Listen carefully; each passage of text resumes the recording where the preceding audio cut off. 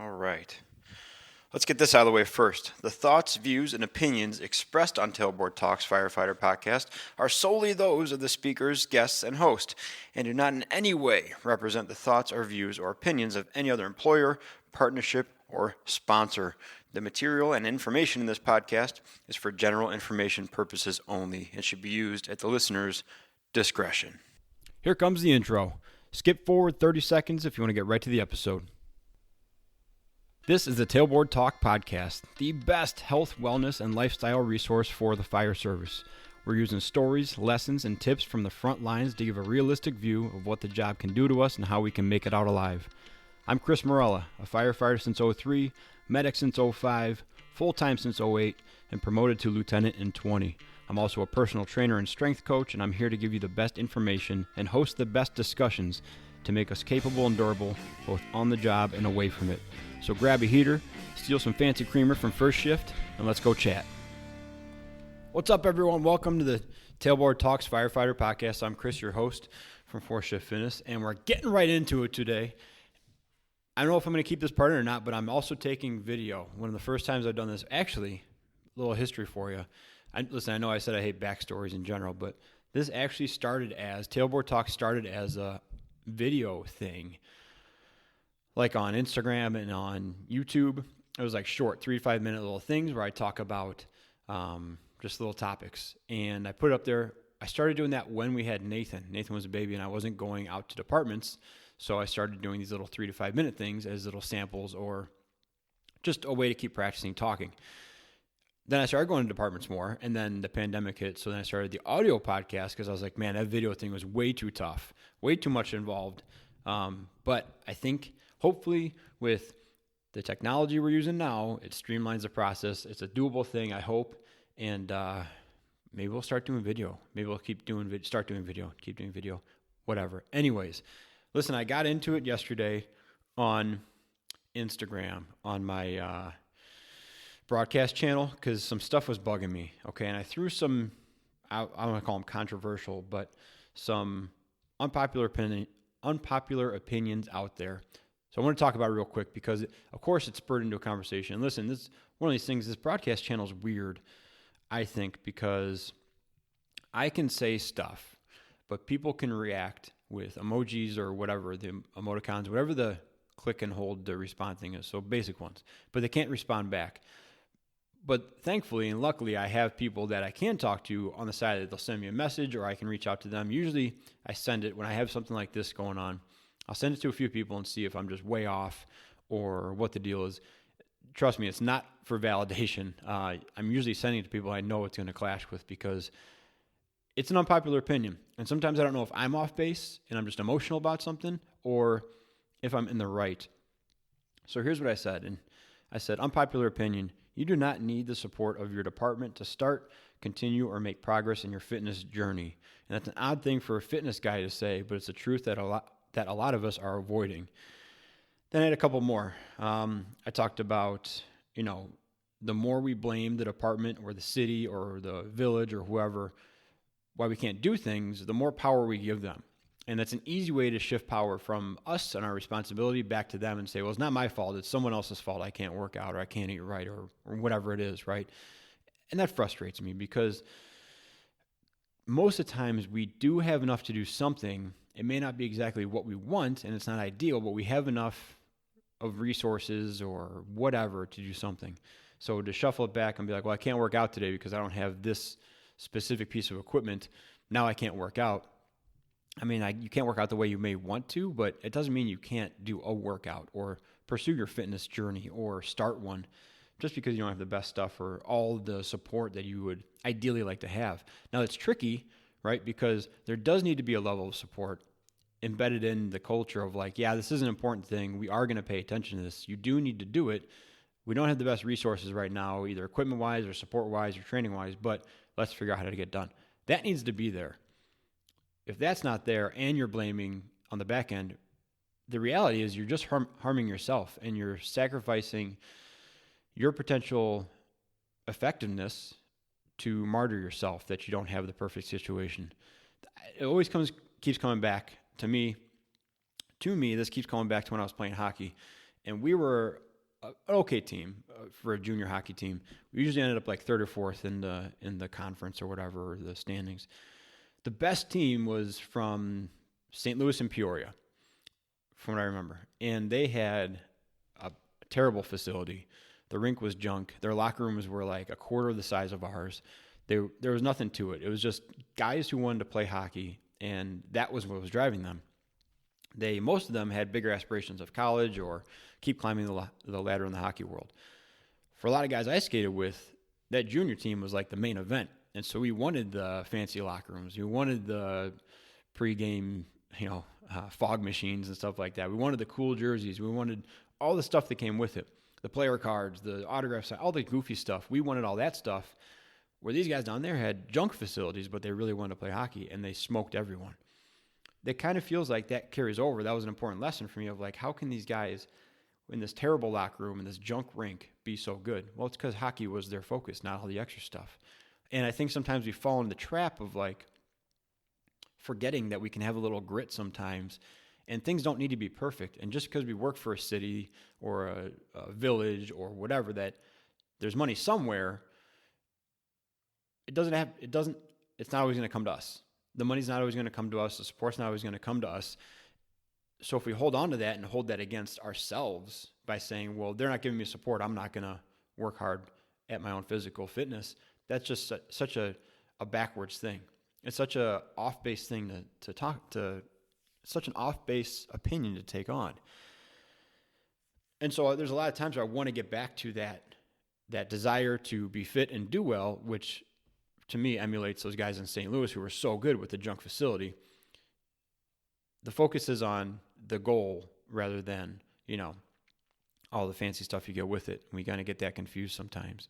Now, I'm kind of getting lost on my train of thought, because in today's true episode, the real reason there's an episode, I'm going to talk about the process versus the progress when it comes to the dark ages of lifting and how some facilities kind of suck you in under false pretense. But let's start with that. So if you're interested in the broadcast channel, it's under the Fourth Shift Fitness on Instagram. There's 3 long posts I put up there yesterday, longer to read about just that. I also said, like, if you're the kind of person that, I don't know, complains about that, you're going to complain about BP not showing up at your door with a fuel truck because your gas is low in your car. I don't know. But go check it out. Let me know what you guys think about that. Please shoot me a message on the side, since you can't do it on the broadcast channel, but more of that stuff. Anyways, today's real topic is just highlighting a few parts, sneaky parts of the fitness industry, specifically when it comes to firefighters and the fire service. Now, there's 2 big things I keyed in on with this. The first thing is that there's no perfect program. There's no perfect program for firefighters, regardless of the marketing that you'll see of people working out in their fire gear, on the fire ground, next to a drill tower, wearing blue stuff, wearing reflective stuff, whatever, dragging things that looks like stuff you work with. They're using those implements, but when it comes down to it, there's no perfect firefighter program. But I'll get into what there is. And the second one is that everything works for the first 6 to 12 to 14 weeks. That's the time period when a lot of gyms and facilities and programs will try to pounce on you and prove to you that what they're selling, what you're doing, is the best possible thing. Because look at these improvements you've made in this short duration of time. That's a trick. It's a trick that we're going to get into a little bit. So let's start with the no perfect program front of this thing. And I got a few things written down here. My computer's low on battery, so I had to use paper like a Neanderthal. But here's one of the things that you see often in the fitness industry is you're going to get in this program that's specifically designed for firefighters and first responders, and you're going to build muscle and lose fat at the same time. So I just want to touch on that quickly, because that's kind of a misnomer, kind of a misrepresentation of what's going on. It's been more or less disproven at this point, but it's also one of those things that sounds really good, easy selling point, what people want. So let's just keep saying it, even though it goes much deeper than that. A long time ago, I went to Perform Better, and one of the presenters had a presentation that was called it was basically, here's a list of things that we say as fitness professionals that we know are junk, but it translates well to the public. So we can say those to the public, but let's know the true meaning behind it. That's not the title. That would have been a terrible title. But that's what the idea was, right? And this build muscle, lose fat at the same time thing is kind of that. Now, if we go back to the fundamental building blocks of physiology, To lose weight, to lose fat, you need to be in a calorie deficit. You need to be burning more, quote unquote, burning more than you're taking in. You're in a calorie deficit. You have a fewer number of calories, so you're losing weight. To build muscle, you need to be in a calorie surplus because you need the extra building blocks to then repair the damage you've done to your muscles from working out. So you can't at the same time be in a deficit to lose weight and a surplus to build muscle. It's very difficult to do.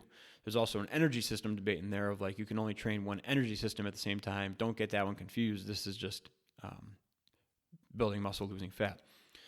What's more than likely happening if you get a program that's working for you and you're seeing results and it's promised to build muscle and lose fat at the same time is you're losing fat.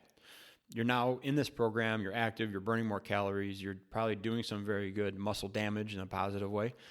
You're losing fat, which is revealing more muscle, which makes you look more muscular. And then the muscle is not going to be built for 14 to 20 weeks after you start, but we're going to get into that in the second part because that's easily confused with what's actually happening, why you're getting, quote unquote, stronger in the first couple months here. Anyways, I'm going to keep looking at my notes here because I don't want to miss anything. It's one of the biggest struggles I have with podcasting stuff is I try to make bullet points and I skip over a few and then I listen to it or somebody asked me a question and I thought I covered it and it drives me nuts. But I'm going to try to stay more organized this time. There's no perfect program for firefighters, okay? But here's what there is.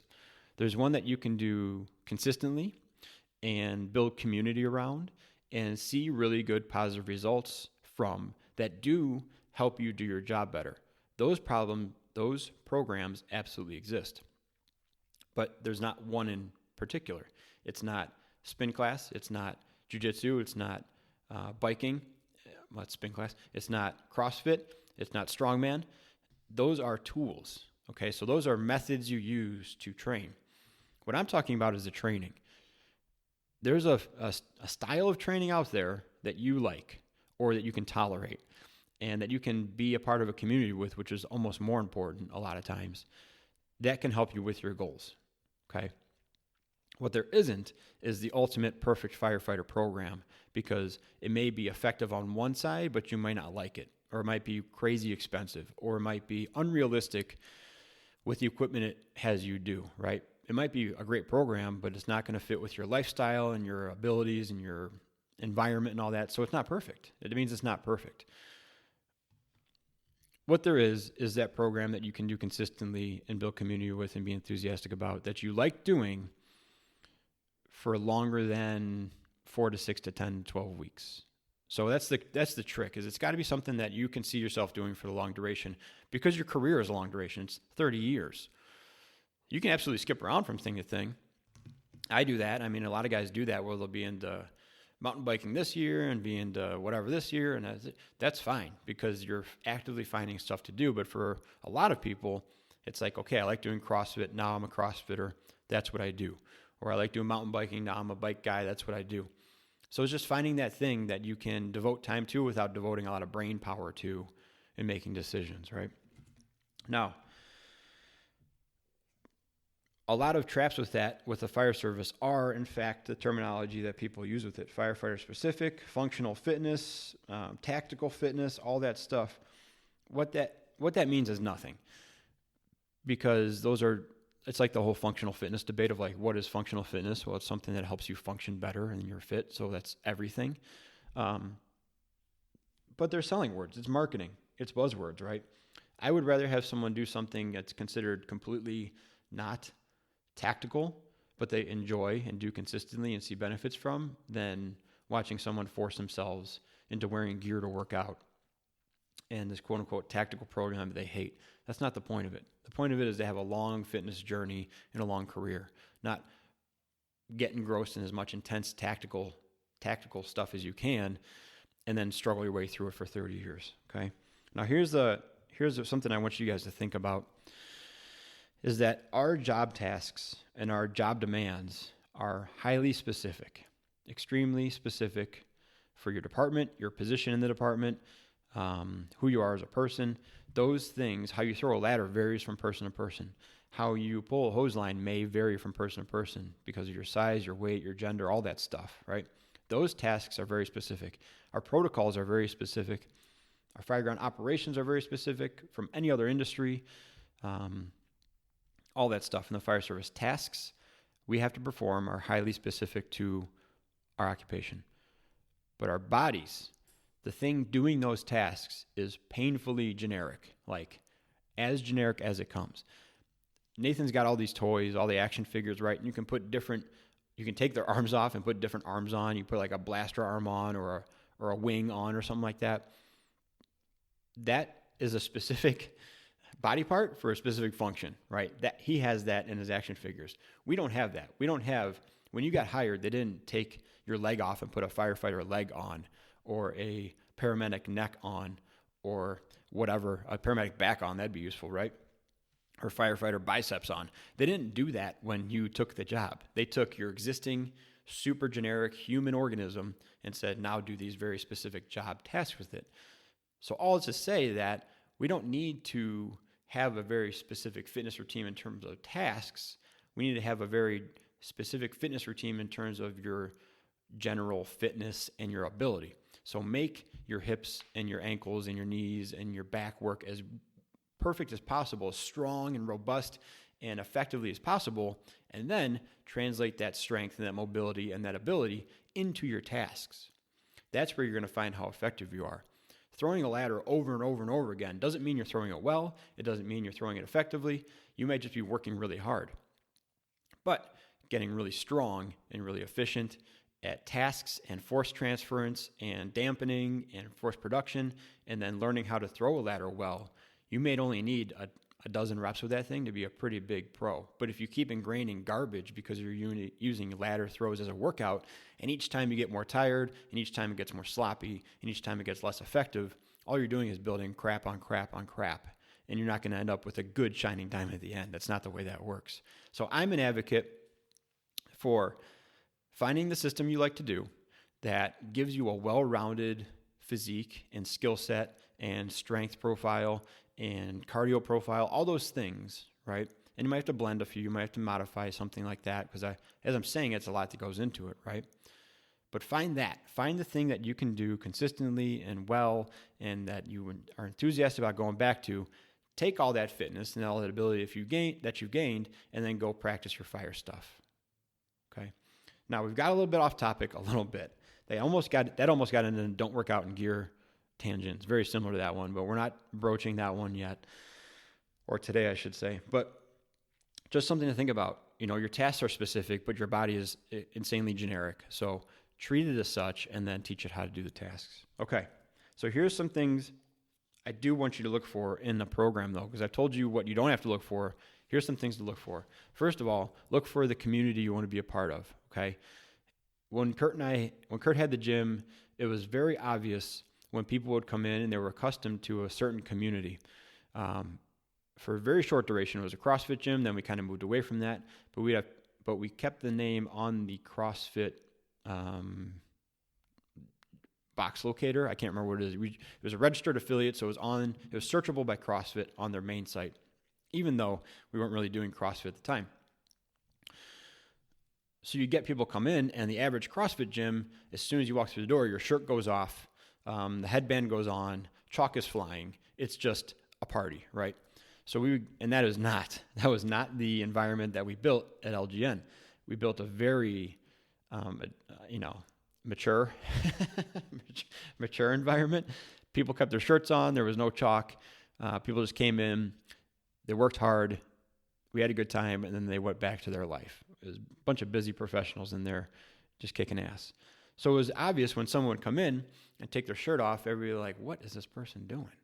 Like, this is not part of that community. And that person would probably just keep doing their thing. No big deal if they were just visiting for a day. But the next time they came in, their shirt usually stayed on, or they didn't come back. Not that we pushed them out, but that just wasn't the community they were looking for. You got to find that community. You got to find what gym and what atmosphere works for you the best to complete your goals. And it may not be the thing that your friend likes. It may not be the thing that your brother or sister is doing and they love and they lost 50 pounds with. It's got to be yours, though. It's got to be yours, and it's got to be something you take ownership of and like doing. That way you're more likely to go back to it.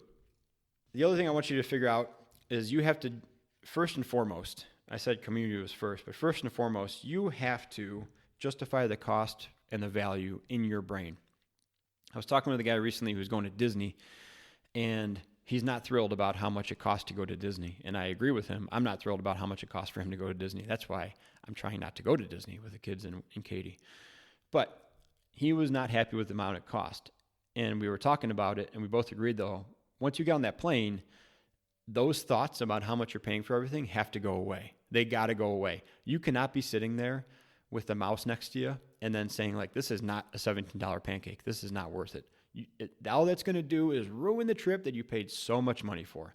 So with fitness facilities, workout plans, all that, it cannot be something that when it doesn't go your way, or you walk in and something's dirty, or something's not put away, or you're not doing something that you would love to do, it can't be somewhere that you'd be like, well, I wasted my money here today, or like, this place isn't worth it because of this. It's got to be someplace where even if something's not perfect, the thought of how much you're spending on it doesn't enter your mind because you enjoy being there so much. That's a very difficult thing to do, especially for firefighters, because we love a deal, dude. We love a deal. We love special considerations. We love discounts, love all that stuff. And we love to complain if the thing we're getting a discount on doesn't match up to standards that don't exist. We will complain immediately.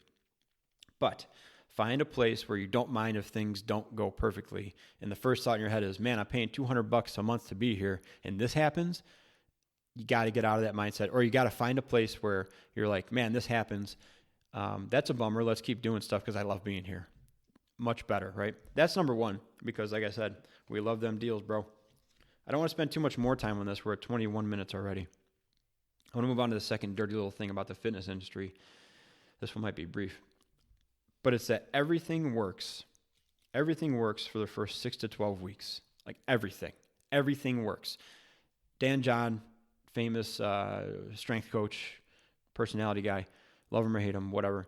He had a really good saying that, like, I could tell you to go outside and throw dirt in the air for the next 30 days and you would get stronger if you do it at the right intensity, right? And that's true. Any arbitrary thing will work in the short term. And it's for a very kind of sneaky reason, but gyms try to capitalize on it and lock you in for like years of contracts, right? Or a year contract based on the first 6 to 12 weeks. But it's kind of a trick, okay? So what we have, let me see. Doesn't feel trapped if you're seeing. I don't know. I got a bunch of stuff written down. I'm just going to go through the thing of the physiological versus the neural adaptations versus physiological changes. Okay, so we have these two things. Neural adaptations. Good thing I have paper here. I got to draw it out. If you're watching on YouTube or whatever, now you won't be able to see this. I'm not going to draw it. You have these two things in the first 6 to 12 weeks. You have neural adaptations, okay? Consider that your brain. And you have physiological changes. Consider that your muscles, okay? Now, here's the example. You walk into a gym, and they say, hey, we're doing bench press today. And you've never done bench press, okay? You've never held a barbell and been on your back and done a bench press. Brand new to you. You start off with a 45-pound bar, and it feels tough, okay? Then they put 20 pounds on, they put 10 pounds on each side. You're up to 65 pounds, and you're all over the place, and you're like, this is difficult. So you do a couple sets of that, and you end it at 65 for the day, okay? You come back 2 days later, you want to do bench press again. You start with 45, you get to 65. It's still a little sketchy, but it feels way better, so you put a 5 on each side, okay? Come back a few days later. Now, this is a lot of bench pressing, but this is highlighting a point. Come back more. Your weight goes from 65, 95, 105, 135. At the end of a few weeks, you're at 165. Now, what's happening is neural adaptations, okay? What the gym will try to sell you on is physiological changes. They're saying, look how much strength and capacity and everything you've built in just a few short weeks. We obviously have the solution to all your problems. Sign here and stay with us forever. Okay? Now, here's what's actually happening. Your brain is organizing itself and figuring out how to push this weight off your chest more effectively and more efficiently. And it's neural adaptations, right? You're neurologically adapting to the demands that are being imposed upon you. The right things are, quote unquote, turning on. You're using better leverage. You're more stable. Everything's kind of syncing up there's kinetic linking going on. That's a cool word. And you're able to press more weight up. Now, the whole time, sneaky, unknowing, you've been at 165 or 155 or whatever the top number was. That's your true baseline of strength. That's your baseline. But because they got to elicit that response over the course of a few weeks and watch you go up, they can pawn that off now as we saved you, right? We saved you and we made you 100% better than you were just a few short weeks ago. Pay us some money. Now, after that, after about 6 to 10 to 12 weeks, the neural adaptations plateau off, and then the physiological changes start happening. So then you start actually building appreciable muscle. Those changes take a long, long time to elicit. It takes 6 to 12 weeks for them to catch up and actually start building muscle on. The neurologic changes, they plateau off, but then you start getting strong. Now you start building muscle, getting stronger, but that happens super slowly, okay? That happens really slowly, and that enters what I like to call the dark ages of lifting, where your progress will be up and down, up and down, up and down, a lot of down, some up for like the next 2 to 3 years on the same lift, okay? That's a tough spot to be in because you come in some days and you're like, I really want to set a PR on my bench press today, and you end up being weaker than you were the week before. And then other days, no big deal, we're just doing bench press, now you're stronger. It throws your mind for a loop, but the improvements, we're not doing 10, 15, 20-pound jumps anymore. We're talking like 5-pound PRs. We're talking like you put 2 or 3 months in to get 10 more pounds on your bench press, which is a monster jump in bench press after a few years. And then you're like, I think I'm going to try, instead of 225, I'm going to try 230. That's going to be my big goal for this year is 5 pounds on my bench press, right? Dark ages of lifting. But here's where it goes back together, okay? You can absolutely make it through the dark ages of lifting if you've taken care of point number 1, which we talked about 5 minutes ago, which is you found the place to train that you love being at, and the process can get you past the hump in progress, okay? So the dark ages is the progress. Oh boy. The dark ages is the progress, but the process can be a lot of fun, okay? And finding somewhere that you can go and work out and build strength and get more well-rounded to be a better firefighter, find somewhere that you're enjoying the process of going to can stifle the depressive effects of that progress that you're going to hit a roadblock on when you're in the dark ages of lifting. So it goes back to number 1. Find that place, find that community, find that system, environment, whatever it has to be. Find that thing that you like doing. Maybe it's something you did a long time ago that you want to get back to. Maybe it's something your friend did and lost 50 pounds with and got stronger and you want to try it out. Maybe it's something you haven't even heard of yet. But find that thing that you want to go do. There's a community around. You're enthusiastic about it. You're going to be consistent with it above almost everything else, consistent with it. And when you hit the dark ages of lifting in your fitness career, you'll be in the place that you want to be, and that process will take you past the stifling progress. I think it's a good way to wrap it up. I think I got, let's see here. I don't know. Progress might be brutal. Process can be a lot of good. Back to point 1, into the dark ages. I think I got it. I think you guys got it. It's been almost 30 minutes. I think we got it. Okay. If you like the podcast, my pages, the Tailboard Talk podcast, the Force Shift Fitness page on Instagram, if you like any of that stuff, one easy way to show that you like it is to hit the Buy Me a Coffee button on the website or on the show page. It's just a donation to the show. We have people donate 3, 5, 20 coffees, and that goes towards this kind of thing, equipment to do this. It goes towards me renting a podcast studio in a few months when Nathan's here all the time. It really does go towards getting coffee a lot of the times, but it's just a good way to help support the show. So if you dig what I'm doing and what Four Shifts is doing and the guests I have on, please feel free to donate and support the show. Otherwise, I want you guys to go find out where you want to improve. Go figure out some place that we can be more capable and durable both on shift and away from it. That's the tagline for Force Shift Fitness, and I believe in that, and that's what we're trying to do here, be more capable and durable both on shift and away from it. All right, talk to you guys soon. Be a Force Shifter. Hope you enjoyed the video side of this if you chose to watch or if I kept it in, and talk to you guys soon. See ya.